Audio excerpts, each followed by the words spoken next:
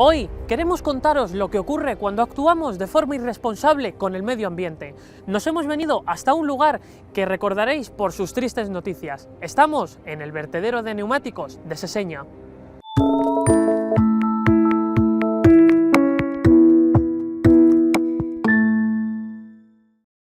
Como ciudadanos generamos millones de toneladas de residuos al año. Algunos de estos son altamente contaminantes, como por ejemplo los neumáticos que se construyen a partir de derivados del petróleo.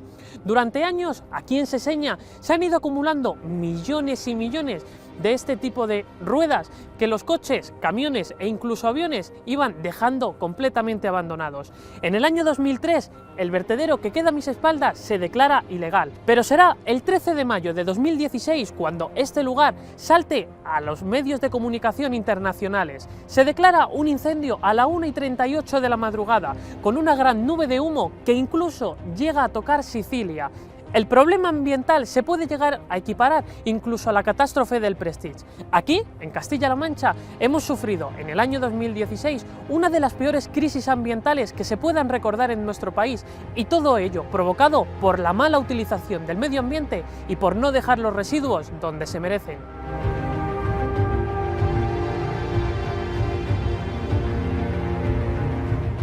Raúl, estamos contigo justo delante de lo que fue, y a día de hoy sigue siendo en parte, el cementerio de neumáticos. Vemos la urbanización El Quiñón al fondo, y yo te tengo que preguntar, ¿cómo fue gestionar una emergencia como la que os encontrasteis? Fue difícil, muy difícil por la gravedad que tenía, tanto medioambiental, para la salud de los vecinos, que como veis están a escasos metros del lugar del incendio donde se originó, que más o menos fue en el vértice izquierdo.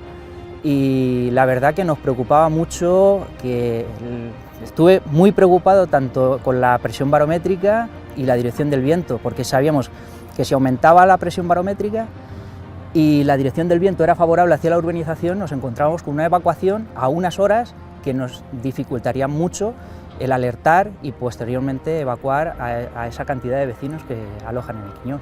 O sea que la presión atmosférica y también si había lluvias o no, el viento, influye mucho. Muchísimo, tanto para la evolución del incendio, al igual que este monte donde estamos ahora mismo haciendo esta grabación, ha favorecido mucho que no se llegue el humo tan de lleno a la urbanización. Nos hace como una especie de alerón para evitar este tipo de catástrofe que nos podría haber originado el que el humo se dirija hacia la urbanización a nivel de calle, digamos. ¿Cómo hicisteis frente en tan poco tiempo a una catástrofe como esta?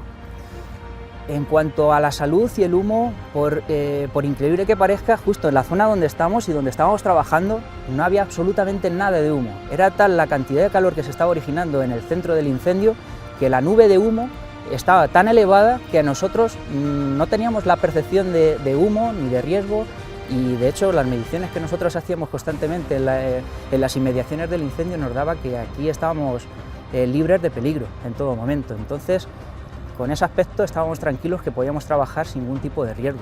Las distintas fuerzas de seguridad, los técnicos que trabajaron o vosotros mismos, ¿llegasteis a arriesgar vuestra vida para gestionar esto? Nosotros como tal, los que estuvimos actuando, tanto de bomberos como de protección civil, policías y demás, no, realmente los verdaderos héroes de esta catástrofe medioambiental han sido los maquinistas de Traxa, Ferrovial, otros compañeros, otro maquinista que había local de aquí del pueblo.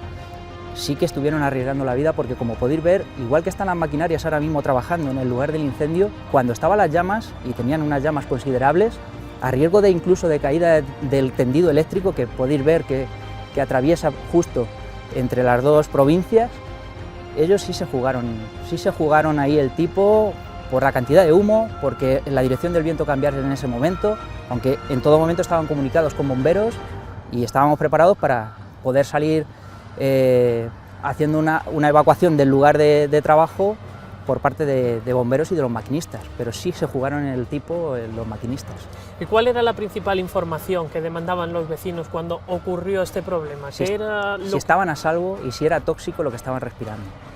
Esa es la información que más se demandaba y que nosotros no disponíamos hasta que no llegaron los agentes de medio ambiente, se empezaron a instalar las unidades de medida.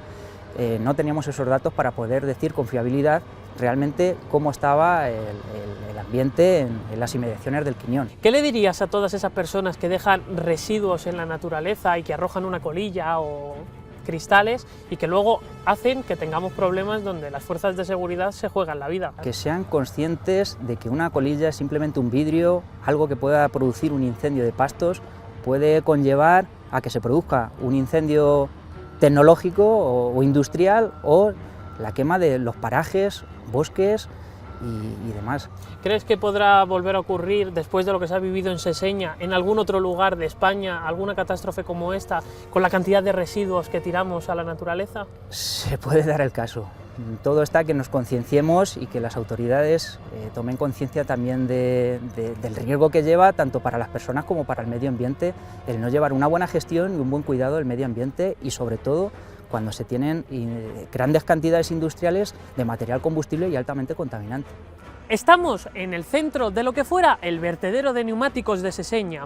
Aquí, el día del incendio, se llegaron a alcanzar temperaturas de más de 1200 grados centígrados. Medioambientalmente tuvimos dos problemas principales. Por un lado, la cantidad de partículas y contaminantes que se volatilizaron hacia la atmósfera, y por otro, todos los contaminantes debido a las cenizas que quedaron en las capas superficiales del suelo.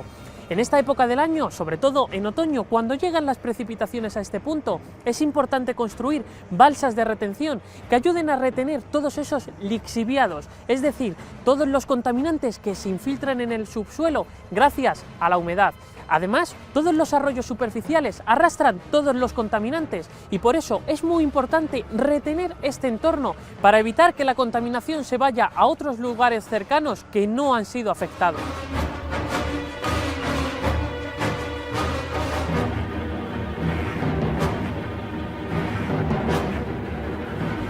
Miguel Ángel, tú que eres experto en temas ambientales, ¿qué supone tener un vertedero de neumáticos como el que tuvimos?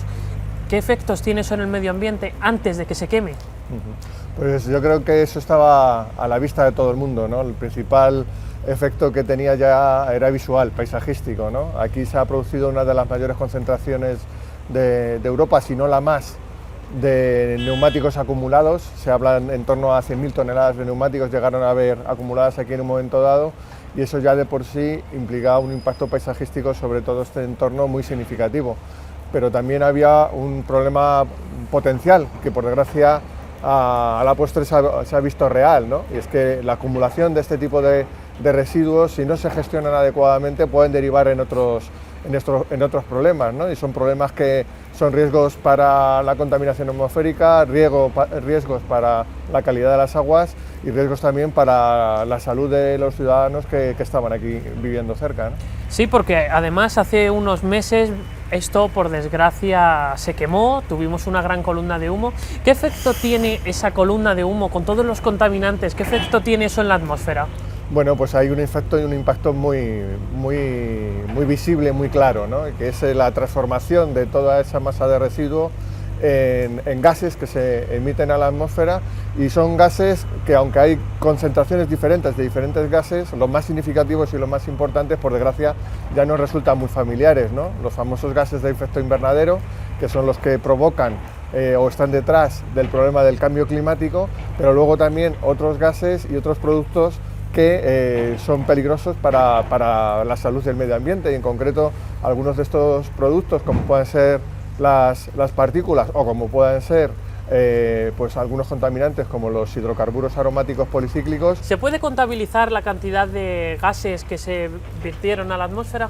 Evidentemente, eso es un dato que se puede obtener, y de hecho, bueno, nosotros lo que esperamos, porque todavía hay que recordar que este lamentable suceso está en investigación y se están haciendo toda una serie de informes técnicos y evaluatorios de esos impactos, y lo que nos gustaría es que, bueno, pues prontamente, en una fecha cercana, pues podamos tener esa información, ¿no? Hasta ahora lo que sabemos es que aquí había del orden de 100.000 toneladas de residuos de neumáticos, y que de ese total cerca de 2/3 pudieron volatilizarse, vamos a llamarlo así, durante el incendio, y ese volumen, pues estamos hablando de muchos millones de metros cúbicos de gases contaminantes que han salido hacia la atmósfera y que habrá que evaluar en una cifra concreta cuál ha sido todo ese volumen de emisiones.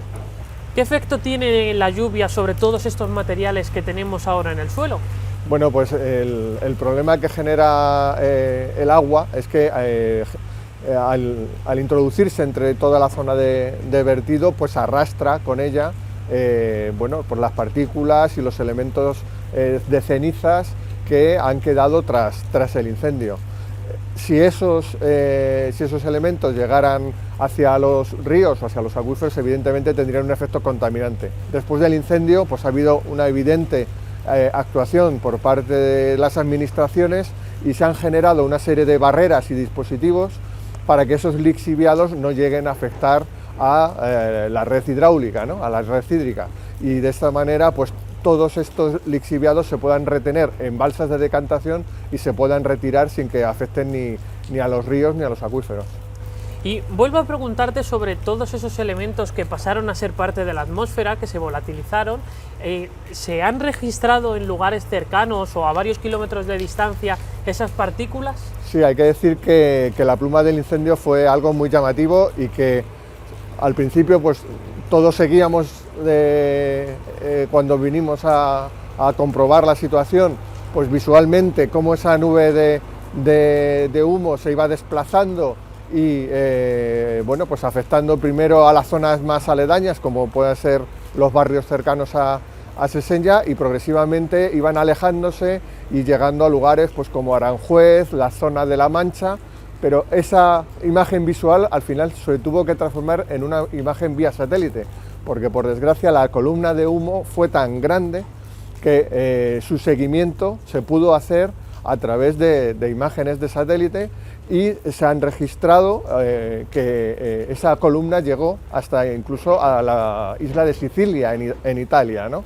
En la parte que se podía ver, ¿no? Seguramente ahora mismo, por desgracia, todas esas partículas y cenizas que se emitieron en la atmósfera, pues muchas de ellas todavía estarán dando vueltas alrededor de la Tierra, ¿no? Miguel Ángel, esto lo hemos vivido por un mal uso del medio ambiente y por dejar residuos donde no se debería. ¿Es importante hacer una labor de concienciación ambiental en los ciudadanos?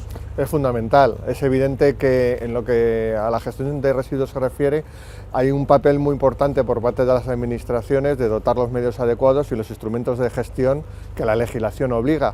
Pero si desde la ciudadanía no colaboramos en la buena gestión de esos residuos desde el origen, es decir, desde el momento que nosotros realmente somos los que los generamos, pues toda esa labor la vamos a dificultar y vamos a inducir seguramente mucho más impacto del que cabría si hiciéramos un uso responsable de los recursos naturales y sobre todo de todos aquellos elementos que en un momento u otro, por las razones que fuera, dejamos de utilizar, ¿no? Tanto de la zona de la Comunidad de Madrid como de la zona de Castilla-La Mancha, se están retirando ya los neumáticos que se quemaron hace unos meses. Reciclar es desde luego bastante importante cuando hemos gastado tal cantidad de materiales. Por eso nos vamos ahora hasta la provincia de Guadalajara, donde se están llevando todos los neumáticos que salen de esta zona. Así que nos vamos para allá para ver cómo los transforman.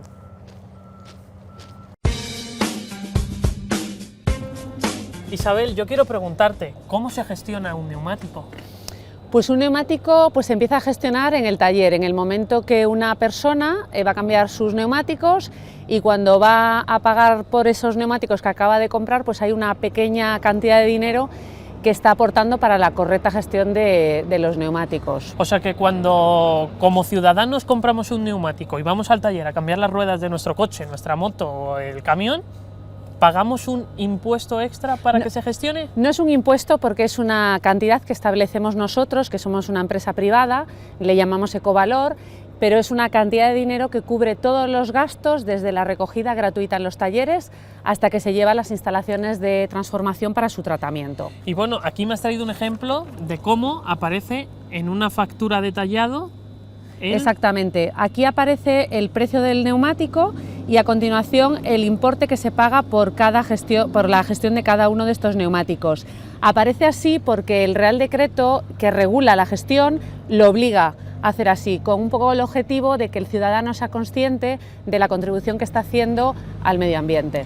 O sea que vosotros recogéis neumáticos. ¿Cuántos recogéis aquí en España? Pues en España, en los 10 años que lleva Signus de vida, de actividad, hemos recogido alrededor de 250 millones de neumáticos. 250 millones de neumáticos en los últimos 10 años, y eso en España, pero en Castilla-La Mancha... Pues en Castilla-La Mancha hemos recogido en estos 10 años 15 millones de neumáticos. Y yo te quiero preguntar, si se recogen los neumáticos y más o menos se retiran del medio ambiente, ¿cómo puede ser que hayamos tenido situaciones en las que tengamos acumulaciones de neumáticos en algunas zonas? Bueno, las acumulaciones de neumáticos que hay o que ha habido, porque por ejemplo en esta comunidad autónoma ha sido el ejemplo de Seseña, ha sido una acumulación que era anterior a que hubiera una regulación. Entonces antes los talleres tenían que buscarse la vida de alguna manera para que alguien les retirara los neumáticos, e incluso era el taller quien pagaba para que se les retiraran los neumáticos. Algunos lo hacían bien y llamaban a un gestor para que se lo recogiera, otros pues buscaban cómo deshacerse de esos neumáticos porque no había mucho control. Ahora existe un control total sobre todos los neumáticos en el mercado de reposición que hay, y entonces ya no debería de haber ninguna acumulación porque se recoge de manera gratuita. En estos años hemos padecido una crisis en el medio de estos 10 años. En el año 2009 recogimos en España, creo que eran 216.000 toneladas, y ahora estamos recogiendo del orden de unas 168.000, 170.000 toneladas. Ha disminuido, pero porque yo creo que la crisis sí que se ha notado mucho a la hora de que la gente apura mucho más sus neumáticos, y de hecho muchas veces en instalaciones de recogida, incluso en las de transformación, se ven los neumáticos que llegan a veces a puntos de peligro en la circulación.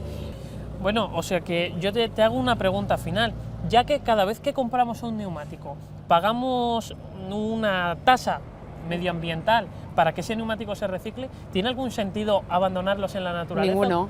Ninguno, porque realmente es que te cuesta más abandonarlo en la naturaleza que el hecho de dejarlo en el taller correspondiente, que es un punto de generación donde Signus va a recoger gratuitamente. Y que además ya lo hemos pagado, o sea y que además es tirar el dinero. Ya lo hemos pagado. Yo creo que eso no sucede, de hecho, o sea, es verdad que hay muy poquitas acumulaciones. Las que quedan, a nosotros nos consta que son prácticamente todas de stocks históricos que había anteriores y que no se han gestionado adecuadamente, pero yo creo que también lo de Seseña ha sido un ejemplo de algo que puede suceder y de que las comunidades autónomas pues están poniendo todos los medios para que esto no suceda. Vosotros os encargáis de recogerlo y luego hay otra fase donde se tiene que transformar, así que yo me voy a ir ahora para ver cómo se transforman todos esos neumáticos en nuevos componentes. There's such a silent love deep in your eyes, a kind of pale June, open and close. Hasta este centro de tratamiento llegan neumáticos de la zona central de España. Madrid, Toledo o Guadalajara son algunas de las provincias que envían neumáticos que han usado previamente automóviles, camiones o incluso aviones. Aquí, en Chiloeches, en Guadalajara, se tratan y se convierten en nuevos productos, y los neumáticos se reutilizan y se reciclan. Por ejemplo, estos que veis detrás de mí son los que vienen del vertedero de Seseña. Nos vamos a ir con Esther, la jefa de planta, que nos va a explicar de primera mano cómo es esta transformación. Esther, nos hemos metido aquí en el centro de tratamiento, me has obligado a ponerme las medidas preventivas para poder estar aquí porque se está trabajando, y bueno, yo quiero preguntarte lo primero, ¿qué hacéis con todos estos neumáticos que llegan aquí? El primer paso, ¿cuál es? Bueno, lo primero que nosotros hacemos es recepcionar toda la documentación a la entrada, porque tenemos que tener claro todo el origen de dónde viene cada tipo de neumático, y después lo vamos a descargar en esta zona de almacenamiento hasta que pasa su tratamiento. Principalmente tenemos dos tratamientos, una trituración que consiste en reducir el tamaño y al final vamos a obtener un combustible válido para cementeras, por ejemplo, o otro proceso en el que ya vamos a separar los tres componentes del neumático, que es el caucho, el acero y el textil. Vale, yo te pregunto, ¿cómo separáis los neumáticos? Ese primer paso, ¿qué características tienen que tener para que los clasifiquéis? Principalmente nos llegan separados en tres categorías, que es neumático de turismo, de camión y ya neumáticos agrícolas o industriales. aunque aproximadamente un 10%, un 15% nos llegan mezclados y nosotros vamos a proceder a su separación por tipología. Esto es porque en función del tipo de neumático nos va a interesar más llevarlos a triturar o llevarlos a este segundo proceso de granulación en el que separamos los tres componentes. Por ejemplo, el neumático de coche principalmente nos interesa para hacer un combustible alternativo para cementera, mientras que el neumático de camión nos va a interesar más llevarlo a granular. Y Esther, ¿cuáles son los componentes que forman este neumático? ¿Es todo el mismo material o hay distintas cosas que luego se pueden separar? Un neumático principalmente está formado de tres compuestos: el caucho, que es aproximadamente un 65%, acero, que es un 25%, y el resto es una fibra textil. Bueno, si te parece, nos vamos a verlo. Muy bien.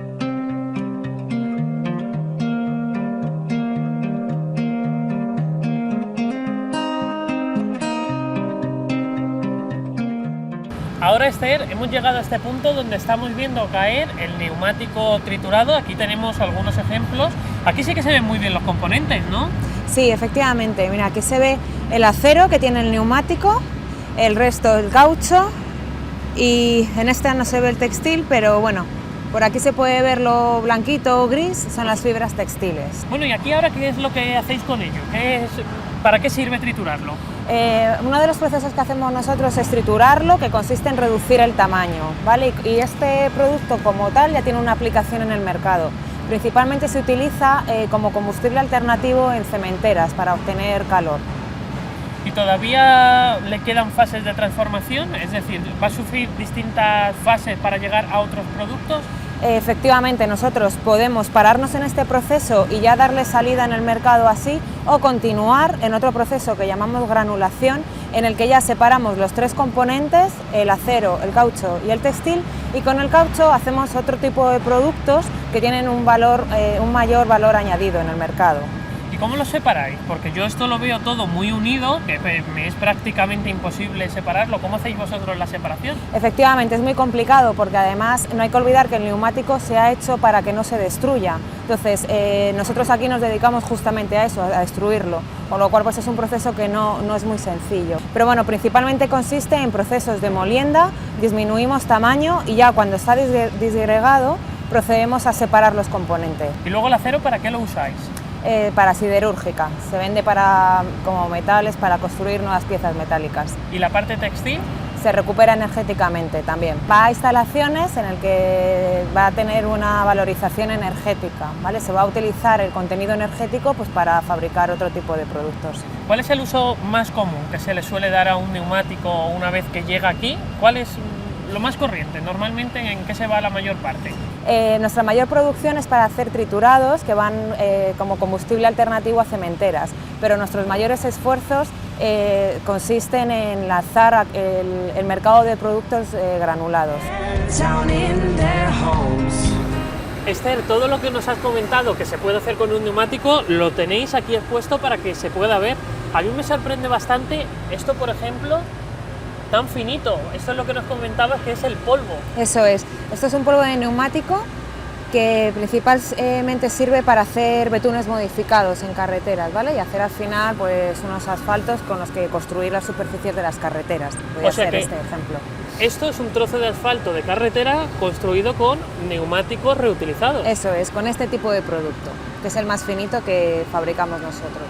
Y bueno, una de las curiosidades es esto que tenemos aquí, ¿no? Claro, otra de las fracciones que obtenemos se puede utilizar como rellenos de césped artificial, ¿vale? Sería este producto, que es un poquito más grande que el polvo, pero que, bueno, que da bastantes buenas propiedades al campo de fútbol. Y todo esto que tenemos aquí de colores, y por ejemplo esto, es lo de los parques infantiles. Eso es, parques infantiles. Nosotros aquí también podemos colorear el granulado y ya suministrar unos productos que valen para hacer los diseños de los parques infantiles o incluso fabricar las losetas con las que se montan. Y bueno, yo te quiero preguntar algo que me ha resultado desde luego llamativo. ¿También nos sirve para esto? Efectivamente, también se utiliza, esa chancla concretamente se ha utilizado polvo de neumático como parte de la suela de la chancla. Bueno, lo importante siempre es reutilizar y reciclar para así ayudar al medio ambiente, ¿no? Eso es.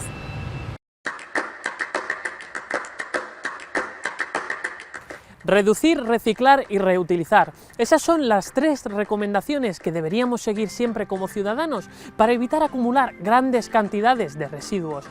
Con Seseña hemos vivido un clarísimo ejemplo de lo que no se debe hacer. Por eso, entre todos, tenemos que conseguir ser conscientes de nuestros actos para evitar que suframos situaciones tan graves como estas. Por eso, seamos conscientes de lo que tenemos que hacer como personas para conservar en el mejor estado nuestra naturaleza. Nos vemos en Espacio Natura.